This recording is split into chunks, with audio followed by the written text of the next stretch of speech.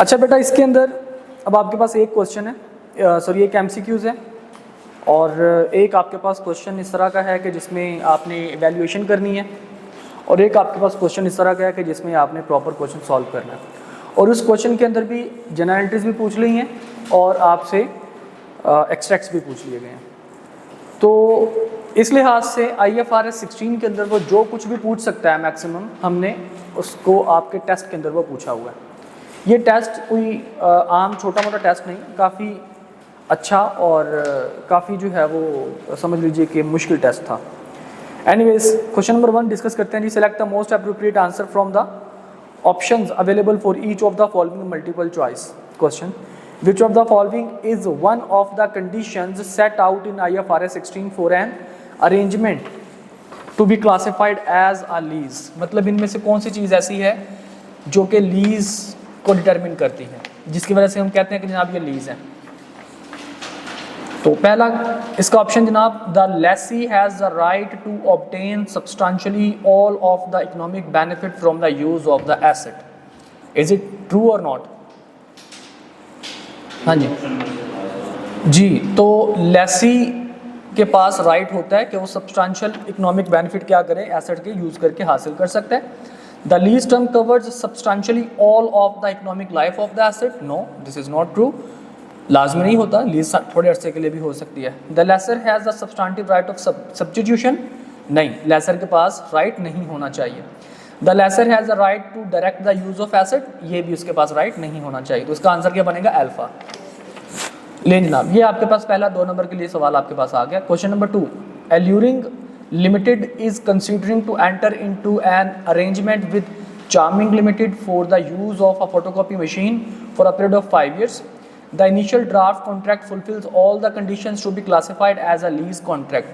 However, the following additional terms are under consideration between the parties for inclusion in the contract. कहता जी पहले तक तो सब कुछ ठीक था, लेकिन ये एडिशनल 4 चीज़ें आई हैं, इनको ज़रा देख लीजिए कि क्या ये लीज बनाती हैं कि नहीं बनाती। कहता जी, instead of fixed rental the lease rental would be based on the number of photocopies produced. हाँ जी भाई, क्या ये होना चाहिए? इससे हमारे लीज कॉन्ट्रैक्ट पे कोई फर्क नहीं पड़ेगा, वेरिएबल लीज रेंटल्स हो सकते हैं, लेकिन वो वेरिएबल इंडेक्स रेट या इन्फ्लेशन रेट की बेसिस पे हो सकती है। जी, वेरिएबल लीज रेंटल्स को हम लोग कंसीडर करते हैं हमारे लीज की कैलकुलेशन के लिए, अगर वो हमारे पास इंडेक्स या इन्फ्लेशन में या फिक्स्ड लीज रेंटल हो, ठीक है। और अगर आपके पास वो लीज रेंटल्स को photocopy produced number of photocopy produce के हिसाब से कंसीडर कर रहे हैं, तो उससे लीज एग्रीमेंट के ऊपर कोई फर्क नहीं पड़ेगा। लीज एग्रीमेंट के ऊपर इसका कोई फर्क नहीं पड़ेगा। मुझे बताइए, लीज एग्रीमेंट के लिए ज़रूरी है कि लीज रेंटल ईयर्स में ही होने चाहिए? वो लीज लायबिलिटी कैलकुलेट करने के लिए था। इफ़ यू रिमेंबर, आपके सोल्यूशन में क्या लिखा हुआ है जी? Inclusion of this term would not affect the classification of contract as lease. हमने ये नहीं बताना कि लीज लायबिलिटी ठीक है कि नहीं, हमने क्या बताना है कि लीज जो कॉन्ट्रैक्ट है उसके ऊपर कोई फर्क पड़ेगा कि नहीं पड़ेगा। अगर वो लीज लायबिलिटी का पार्ट बनता है, ये नहीं बनता, ये किसी और बेसिस पे भी होते हैं। हाँ जी, ऐसे कहते हैं कि वेरिएबल रेंटल जी जी, लीज का कॉन्ट्रैक्ट के ऊपर कोई फर्क नहीं पड़ेगा। हाँ, लीज लायबिलिटी में चेंज हो सकता है, वो इसको कंसीडर नहीं करेगा लीज लायबिलिटी के तौर पर। ओके, सेकंड नंबर पे कहते हैं जी, the machine will be placed in a common area where neighbouring office can also utilise it by paying charges to CL। हाँ जी भाई साहब, क्या जी? क्योंकि उसमें सोलली किसके पास होना चाहिए? लेसी के पास होना चाहिए। लेसी उसको सब लीज पे ना दे, ठीक है। तो हम क्या कहेंगे जनाब, ये लीज कॉन्ट्रैक्ट को ख़राब करेगा, इसकी वजह से लीज एग्रीमेंट जो है वो नहीं पॉसिबल। आपके सोल्यूशन में क्या लिखा हुआ है जी? Inclusion of this term would exclude the contract as lease. It would restrict the lessee's right to direct how and for what purpose the machine can be used, as machine would be used by other as well. ठीक है जी। इसके बाद कहता है जनाब AL will have the right to terminate the contract after 3 years। जी हमने कहा कि जनाब वो बिल्कुल कर सकते हैं, कोई मसला नहीं है। ओके, लेसी के पास राइट है, वो अगर उन्होंने कोई रखा हुआ है नॉन कैंसलेबल है तो उसके लिए क्या कर दिया जाएगा, पेनल्टी वगैरह पे कर दी जाएगी।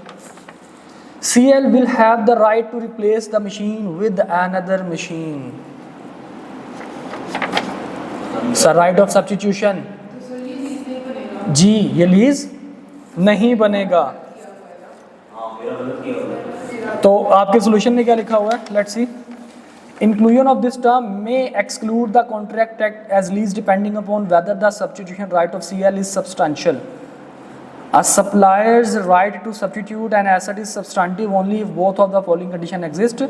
Supplier has practical ability to substitute and supplier would benefit Benefit exceed cost और economically if it substituted the asset. देख लेते हैं। लेकिन सर देखिए ना, मतलब अभी एक तो हम यहाँ से हाँ यहाँ पे मे का लफ्ज़ भी नंबर आपको मिलना चाहिए था, सारे का सारा गलत नहीं होना चाहिए था। इसको मार्क कर लीजिए, 1 आवर से बात कर लेंगे। ले जनाब 8 नंबर का सवाल था, 2 नंबर का 1 पॉइंट था, ठीक है। अब जरा हम आते हैं जी क्वेश्चन नंबर 3 की तरफ, गोल्ड लिमिटेड की तरफ। सर एक बात पूछनी है। जी पूछें। सर तो जो हमने लीज लाइबिलिटी की मतलब वो लिखी थी कि ये चीजें क्यों होती, अगर उनमें कहीं कोई भी चेंज आता है तो हमारे लीज को मतलब उसकी क्लासिफिकेशन को क्लासिफिकेशन को मसला नहीं बनाएगा, कॉन्ट्रैक्ट को मसला नहीं बनाएगा। रहने दो।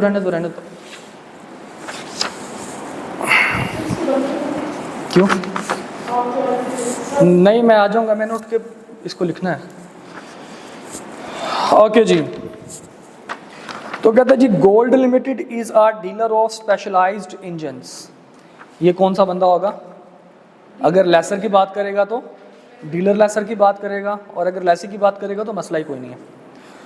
गोल्ड लिमिटेड कौन है जनाब? डीलर है। GL acquires each engine from a manufacturer at a cost of 58 million and sells it for 71 million। Fair value कितनी है? 71 million जो उसकी सेल्स है, और उसकी कॉस्ट कितनी है? 58 million।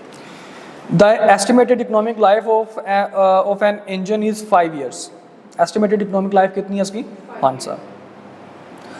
1 जनवरी 2022 को क्या हुआ? Lead limited LL leased an asset from GL on 4 years lease term। The first annual installment of 16 million was paid on 1 January 2022 and all subsequent installments are payable on 1 January subject to increase of 2 million in each year। हर साल 2 रुपये 2 million क्या होगा? बढ़ेगा, मतलब 16, 18, 20, 22 और 24। 16, 18, 20, 22 जी 22 तक आएगा। इसके बाद फिर भाई साहब फरमाते हैं कि LL incurred initial direct cost of 4 million out of which GL reimbursed rupees 1.5 million। इसमें से उसकी इनिशियल डायरेक्ट कॉस्ट कितनी है जी? 4 मिलियन, और इसमें से उसको कितने पैसे मिल गए? 1.5 मिलियन उसको रीइंबर्स हो गए। तो इफेक्टिवली देखा जाए तो 2.5 मिलियन जो है वो उसकी इनिशियल डायरेक्ट कॉस्ट आई थी। GL estimates the residual value of the engine at the end of lease term to be 5 million। और GL ने जो एस्टिमेट किया है, कितना किया है जनाब? 5 मिलियन का रेजिडुअल का। सर GL की इनिशियल रेट कॉस्ट 1.5 मिलियन होगी ना? However, LL has guaranteed an additional amount of rupees 3 million at the end of lease term। अब मुझे बताइए कि GL ने तो 5 मिलियन का था, LL ने कितनी गारंटी दी थी? 8 मिलियन की दी थी। वालेकुम सलाम।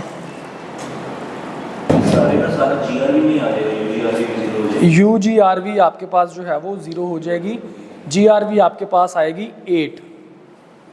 ठीक है जी। Market rate for similar transaction is 15% per annum. Market rate अगर हमारे पास इम्प्लिसिट रेट गिवन है तो मार्केट रेट हमारे लिए किसी काम का नहीं होता लेसे के केस में। As an incentive to LL for entering into the lease GL has incorporated an implicit rate. लें जनाब, उन्होंने बता दिया कि इम्प्लिसिट रेट भी 10% पर annum which is known to LL।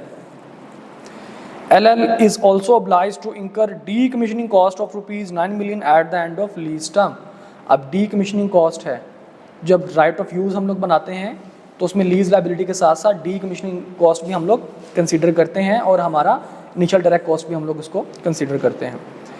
Discount rate of 12% पर annum may be assumed wherever required but not given.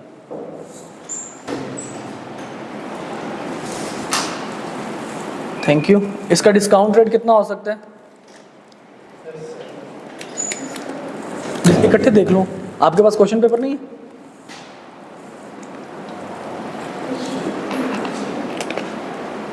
Group में तस्वीर भेज दो।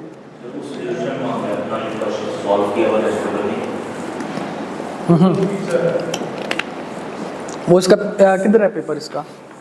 रहीम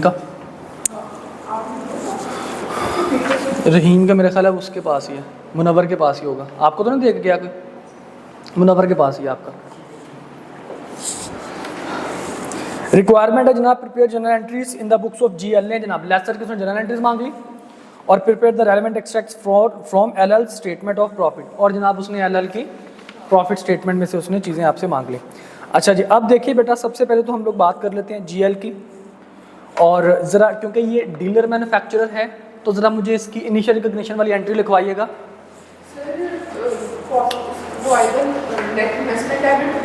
क्या करते हैं हम लोग? Lease receivable, cost of sales, lease receivable debit करते हैं, और किसको डेबिट करते हैं हम लोग? कॉस्ट ऑफ सेल को, कॉस्ट को या कॉस्ट ऑफ सेल को? कॉस्ट ऑफ सेल को। और क्रेडिट किस किस को हम लोग करते हैं? सेल्स और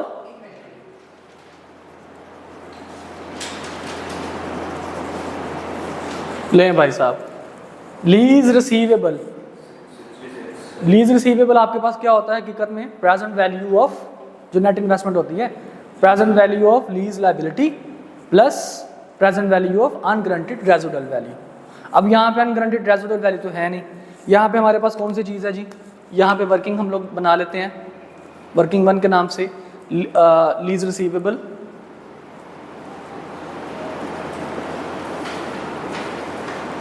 जी भाई साहब, present value of lease liability. अब हमारे पास क्योंकि फिक्स्ड नहीं है, हमारे पास वेरिएबल है, डिफरेंट है, तो अब हम यहाँ पे क्या करेंगे? अब हम यहाँ पे डिस्काउंट लगाएंगे, ठीक है? डिस्काउंट रेट मतलब हर एक अमाउंट का हम लोग अलग अलग रेट निकालेंगे। तो यहाँ पे जनाब एक तो आपको मिलेगा कितना? 16 से 18 से स्टार्ट कर रहे हैं, कितने से स्टार्ट कर रहे हैं? 16 से स्टार्ट कर रहे हैं। 16, 18, 20 और 22। 1 प्लस 0 पॉइंट कितना इम्प्लिसिट रेट है? 10% है जी implicit rate. Are you sure 10% है जी? 10% implicit rate. Raise to power -0 advance में है क्योंकि इस वजह से raise to power -1, 0.1 raise to power -2, 0.1 raise to power -3। और साल के एंड पे, 4th ईयर पे जाके, चौथे साल के एंड पे जाके क्या होगा? इसको 8 जो उसने दी है वो भी क्या बनेगा? वो क्या लीज लायबिलिटी का हिस्सा बनेगा? लीज रिसीवेबल का गारंटीड रेजिडुअल वैल्यू जी, guaranteed residual value lease liability का हिस्सा बना करता है। तो कितने पैसे जनाब? 1 प्लस 0.1, क्योंकि ये आज है, ये 0 है, ये 1 है, ये 2 है, ये 3 है, एंड ऑफ 3 ईयर या स्टार्ट ऑफ 4th ईयर, और ये है end of 4 year. Start of 1st year, end of 1st year, ठीक है जी? End of 2nd, end of 3rd end end of 4th। Okay, इस वजह से मैंने इसको लिखा, अदरवाइज ये 4 सालों में इस तरह से हो जाएगा।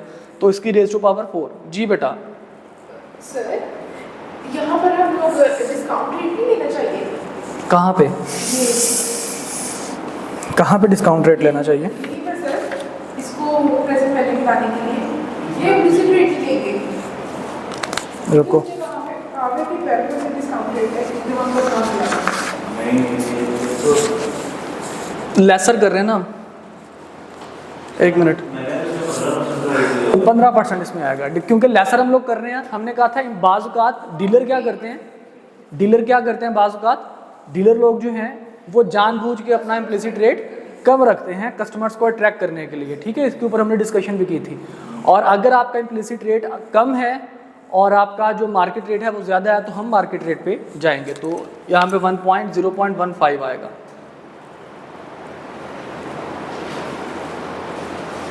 जी बेटा कैलकुलेशन कर दीजिए, वैसे कैलकुलेटर प्लीज़ फटाफट।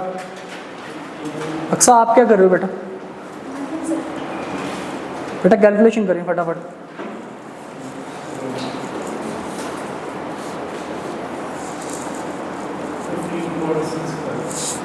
$15.65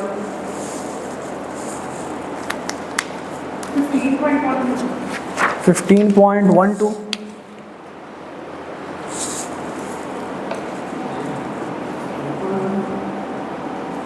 जी 15.12 देख लें, बाकी सारे कंफर्म कर लें। और कोई नहीं यार, इसको कैलकुलेशन करने दो ना, क्या होता है। 14.47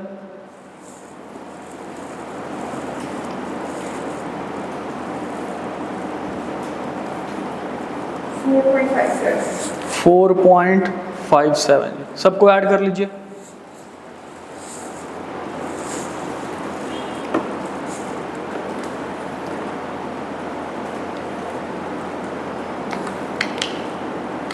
कितना बता रहे थे? 66 सबको ऐड करके, डेसिमल कोई नहीं है।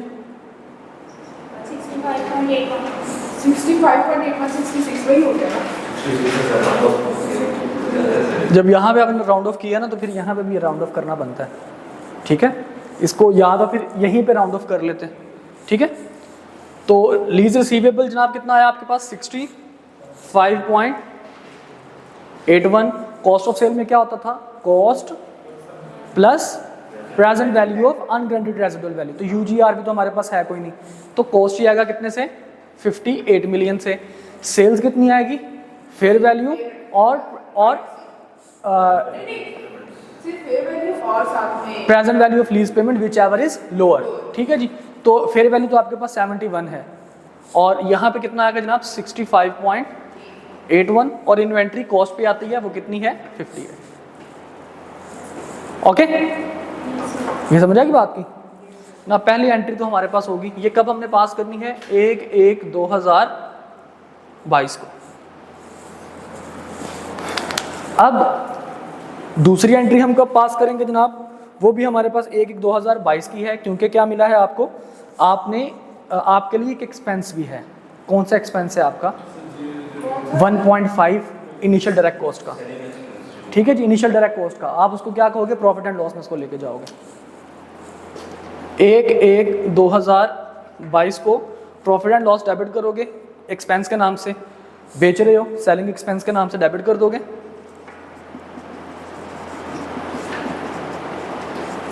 और क्रेडिट कर दोगे किसको? कैश को या बैंक को। कितने से? 1.5 मिलियन है, लें जनाब 1.5 मिलियन से आपने इसको क्या कर दिया? अच्छा जी। उसके बाद जनाब क्योंकि इसी तारीख को आपको 16 मिलियन रुपीस मिल भी गए हैं, तो अब क्या करेंगे? इसी डेट पे 1/1/2022 पे ही क्या करेंगे आप? डेबिट करेंगे किसको? बैंक को। और क्रेडिट करेंगे किसको? लीज रिसीवेबल को। कितने से? 16 मिलियन जी। वो आपने वो इक्वेशन बनाई थी ना कि present value of lease payments plus present value of ungraded residual value fair value plus initial rate cost by less. तो सर अगर हम इस तरह करेंगे फेयर वैल्यू और इनिशियल रेट कॉस्ट लेके वो लीज रिसीवेबल्स निकालने, क्योंकि वो सेम ही होगी चीज़। सेम होनी चाहिए, थोड़ा बहुत फ़र्क आ जाता होता है, लेकिन अगर फेयर वैल्यू उसने दिया हुआ है ना आपको, जैसे सेलिंग उसने कॉस्ट बताई कितने की चीज़ वो बेचता है, हर डीलर की अपनी प्राइस होती है, तो उस डीलर के लिए वही फेयर वैल्यू होगी। लेकिन अगर गिवन है डिफरेंट आएगा, उसमें मैंने बताया ना कि हर डीलर की, हर सेलर की अपनी अपनी उसकी जो है वो उसकी प्राइस उसने सेट की होती है। तो अगर तो उसने प्राइस दी है ना तो दैट्स गुड, और अगर उसने रेंटल नहीं दी तो उस सिचुएशन में जाके हमने इस इक्वेशन को पुट करना है। सर वो तो है, लेकिन हाँ। अब मैंने इस तरह किया तो मेरा तो वो थोड़ा बहुत फ़र्क आएगा। फ़र्क आने की रीज़न ये है कि मार्केट में कुछ और प्राइस हो सकती है, इसकी फेयर वैल्यू कुछ और हो सकती तो है। मतलब इसको इसी तरह करें। हाँ जी, जब आपके पास चीज़ें सीधी गिवन है तो आप क्यों वो उसको चपेड़े मार के उसमें से चीज़ें निकलवा रहे हैं। वो ज़्यादा आसान। देखें, एक क्रिमिनल मान रहा है कि जी मैंने चोरी की है या मैंने मर्डर किया है, तो आप क्यों उसके ऊपर 3rd डिग्री इम्पोज करके उससे मनवा रहे हैं कि नहीं मानो तुमने ये भी तुमने कत्ल किया। तो वो कह रहा है कि भाई मैंने कत्ल किया। तो वो जब उसने फेयर वैल्यू दी है तो हमें अलग से अंदर जाके फेयर वैल्यू निकालने की ज़रूरत नहीं है। सर वो बस गलती हो गई। कोई बात नहीं, इसलिए आपका टेस्ट यहाँ पे रखे ताकि आइंदा गलती ना हो। ठीक है जी। अच्छा, अब आपके पास, आपको पता है, आप इसको अनवाइंड किया करते हैं। इंटरेस्ट आपका डेबिट होता है, ठीक है, और सॉरी आपका लीज रिसीवेबल जो है वो आपका डेबिट होता है, क्योंकि इंटरेस्ट आपको मिला नहीं होता, मिलना तो आपको अगले साल है। तो आप क्या करेंगे जनाब, लीज रिसीवेबल डेबिट करेंगे और फाइनेंस इनकम क्रेडिट करेंगे। लेकिन कितने अमाउंट से, अगर आप स्केड्यूल बना लें, स्केड्यूल की वैसे में ज़रूरत नहीं है अभी, अगर बनाना चाहें तो बना भी सकते हैं स्केड्यूल। कितना जनाब, ये जो अमाउंट है इसमें से 16 हमने पे कर दिया, रिमेनिंग अमाउंट के ऊपर क्या आएगा 15%, क्योंकि 15 से हमने इसको डिस्काउंट किया तो इस वजह से 15% के हिसाब से आएगा। तो यहाँ पे कितनी अमाउंट है जनाब, 65.81 में से 16 हमने पे कर दिया, इस अमाउंट के ऊपर 15% इम्पोज कर दो, 7.5, बस यही है एग्जैक्टली। सर 47 तो 47 दो लिखवाओ ना यार। सर आपके 15 भी है। तो वो था ही 15 ना, नहीं बस 2 डेसिमल तक ये देखे ना, हमने यहाँ भी 2 डेसिमल लिए हुए हैं। जितना एक लाइक विद लाइक का कंपैरिजन रखें ना, एक को आप 2 डेसिमल में कन्वर्ट कर रहे हैं और तीसरे पे जाके उसको राउंड ऑफ कर रहे हैं, तो मसले आएंगे। ये कोई दो रुपए नहीं है, ये 20 लाख रुपए हैं, ठीक है, या 2 लाख रुपए हैं बल्कि, 0.8 है। अच्छा जी, तो और ये दिसंबर, उसका ईयर एंड कब था, दिसंबर का ही था ना जी, दिसंबर का ही है। तो दिसंबर के महीने में जाके 31 दिसंबर को क्या होगा, लीज रिसीवेबल डेबिट हो जाएगा और फाइनेंस इनकम क्या हो जाएगी, क्रेडिट कितने से, 7.47 से। ले जनाब, ये हमारे पास लेसर के जनरल एंट्रीज हमने क्या कर ली, कंप्लीट कर ली। अब हमारे पास है जनाब लेसी की हम बात करते हैं, उसके एक्सट्रैक्ट्स हमने बनाने हैं। एक्सट्रैक्ट का मतलब स्टेटमेंट ऑफ फाइनेंशियल पोजीशन और statement of comprehensive income. Statement of comprehensive income में क्या कुछ आता है जी, नंबर 1 डेप्रिसिएशन, नंबर 2 एक्सपेंस जो इंटरेस्ट एक्सपेंस होता है, ठीक है जी, और नंबर 3 क्योंकि अब यहाँ पे डीकमीशनिंग कॉस्ट भी है तो वो भी आपके पास अनवाइंड करके आएगी, ठीक है, सारी की सारी नहीं बल्कि हम उसमें सिर्फ 1 साल का उसके ऊपर जो इंटरेस्ट लगेगा उसको। और दूसरी रही बात, आपके पास बैलेंस शीट में कौन सी चीज़ आएगी, right of use asset. Right of use asset में क्या कुछ आता है जी, राइट ऑफ यूज एसेट में लीज लायबिलिटी आ जाती है, प्लस इनिशियल डायरेक्ट कॉस्ट आ जाती है, प्लस उसमें जो डीकमीशनिंग कॉस्ट है वो भी राइट ऑफ यूज में शामिल हो जाती है। और हमारे पास लीज लायबिलिटी के 2 हिस्से किए जाते हैं, करंट पोर्शन और नॉन करंट पोर्शन, क्योंकि हम एडवांस में रेंटल पे कर रहे हैं, ठीक है, इस वजह से हमारे पास क्या होगा, करंट पोर्शन निकलेगा अब एडवांस रेंटल को पे करने के बाद वाली अमाउंट का, ठीक है जी। और इंटरेस्ट आपके पास अगले साल के लिए क्या हो जाएगा, लीज लायबिलिटी का हिस्सा बन जाएगा करंट लायबिलिटी का। ओके, बनाते हैं जी इसको।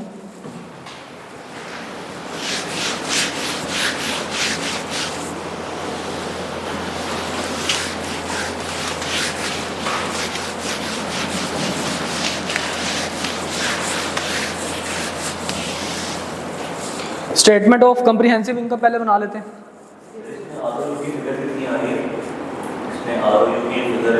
राइट ऑफ यूज़ की आपके सोल्यूशन में जो लिखा है उसने 61.5 लिखा हुआ है, 61.5। हाँ जी, देख लेता हूँ। अच्छा जी, सबसे पहले हम बात करते हैं जी statement of comprehensive income, profit and loss and other comprehensive income. सबसे पहले इसमें क्या आएगा जी, एक्सपेंस के तौर पर डेप्रिसिएशन एक्सपेंस आएगा, और क्या चीज इसमें आ सकती है, इंटरेस्ट आएगा और डीकमीशनिंग कॉस्ट आएगी।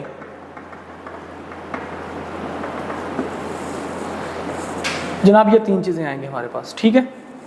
डेप्रिसिएशन के लिए आपके पास राइट ऑफ यूज एसेट की वैल्यू का होना लाजमी है। तो फटाफट ज़रा हम लोग वर्किंग 1 में राइट ऑफ यूज एसेट निकाल लेते हैं। राइट ऑफ यूज एसेट में क्या था, आपके पास प्रेजेंट वैल्यू हमें निकालनी होती है। डीलर के साथ इसका ताल्लुक होता है इम्प्लिसिट या मार्केट रेट के साथ। हमारा ताल्लुक किसके साथ होगा, सिर्फ और सिर्फ इम्प्लिसिट रेट के साथ। तो ज़रा निकाल लेते हैं जनाब इम्प्लिसिट रेट के हिसाब से। 16 से स्टार्ट कर रहा है जी, 16 के बाद 18, 18 के बाद 20 और 20 के बाद 22। 16 के ऊपर क्या लगेगा, 1.1 raise to power 0, 1.1 raise to power -1, 1.1 raise to power -2, 1.1 raise to power -3 और 1.1 रेज़ टू पावर -4। जी बेटा ये तो 16 का 16 ही आ गया, बाकी फटाफट कैलकुलेट कर दीजिए। सॉरी 8 नहीं आएगा, 3 आएगा, क्योंकि 5 तो उसने कहा था और हमने कहा था कि अगर उसको कोई पैसे देने पड़े तो 5 तो गारंटीड रेजिडुअल वैल्यू है, ठीक है। और उसके ऊपर जो है उसने कितने की गारंटी दी है, 5 रेजिडुअल वैल्यू है और उसने गारंटी कितने की दी है, 8 की दी है। तो जीआरवी के हिसाब से उसको कितने पैसे देने पड़ेंगे, 3 मिलियन उसको एक्स्ट्रा देने पड़ेंगे। तो इसलिए यहाँ पे लायबिलिटी में वो चीज़ शामिल कर दी जाएगी। 16.36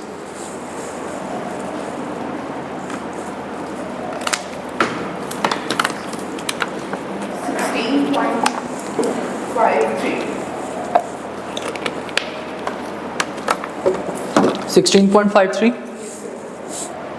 उसके बाद 15.5 ऊपर देख लो, वो पॉसिबिलिटी है, क्या हो गया, एक दफ़ा दोबारा कर लें सारे। 2 रुपये का फ़र्क है, 1 साल का फ़र्क है, पॉसिबल है, लेकिन एक दफ़ा दोबारा कर लें। 16.53 ठीक है जी। उसके बाद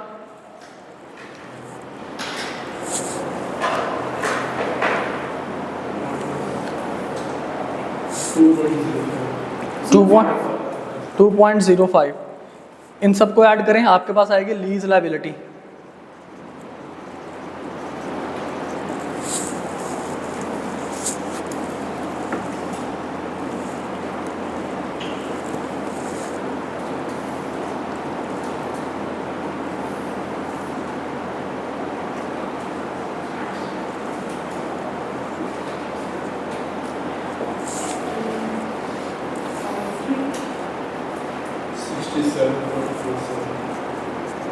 $67.47 सबका यही है।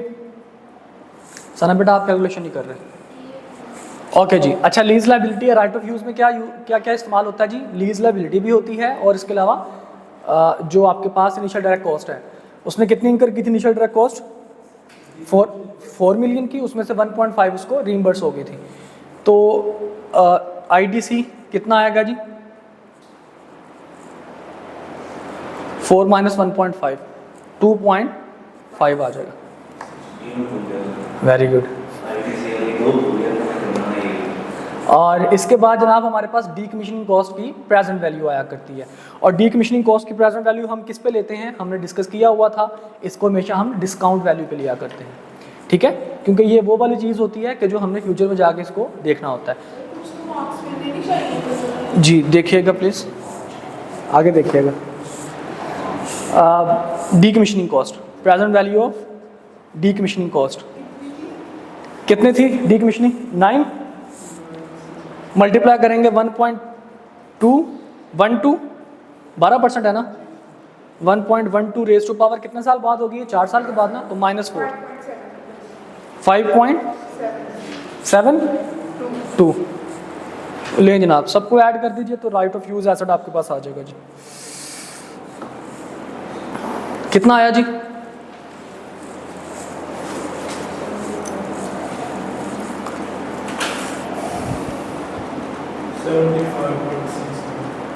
सॉरी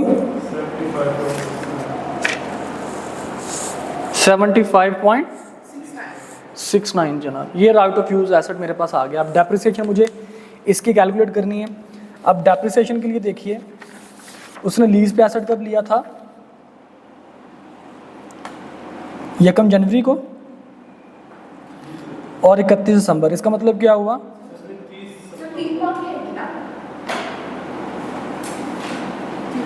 करके वो आप